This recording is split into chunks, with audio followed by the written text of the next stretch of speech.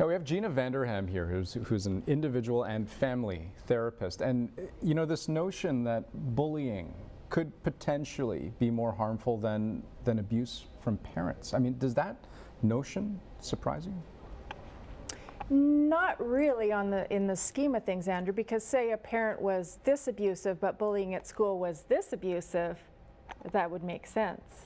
It depends what the abuse is and the child's susceptibility. And I mean, in your work, you come across all sorts of stories and situations of abuse, yes. Both from kids and adults yes. who come to you. What are some of those situations that you've seen?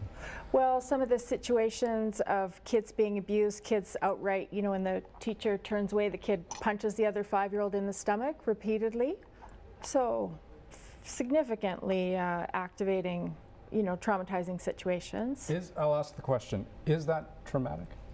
It is traumatic because if the person's response to an event is helplessness, which normally it is during an attack, that is emotionally traumatic and physically traumatic. You know, I know there are going to be people who are watching this and listening to this who are wondering, you know, boy, they don't make them like they used to, right? People who sort of minimize the problem and who think, why doesn't this kind of stuff roll off their back? Why does it seem like now kids are less able to deal with it than they used to be 20 years ago? So you were allowed to hit your kids. You were allowed to do anything you wanted with your kids up until, you know, a few years ago, a few decades ago.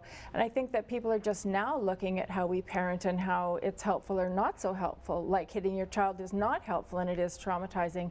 Or even verbally telling your kid, you're a bad kid, or you're making me angry, and constantly being dissatisfied with the child leads to a sense of internalized low self-esteem and not good enough. And then that child walks into a schoolroom where that happens to them. It's going to be more and more devastating. What should parents take away from all of this, do you think? I think, you know, to look at their own selves and not to be angry for a child with long, and look at that they're not projecting their own parenting issues, or I was parented like this, so this is how my child should do it. But do some research into parenting and understand your children more and be gentle with them. You know, we're so vulnerable, and their little nervous systems are so vulnerable to a look of disapproval. A child, you know, can become insecure. We're seeing great research and on brain studies and attachment issues in parenting, how damaging that can be. And so for a child over and over to see anger from their parent is devastating for them. Well, we're certainly learning more and more about it as time goes on. Gina, thanks for your time. Thanks, Andrew.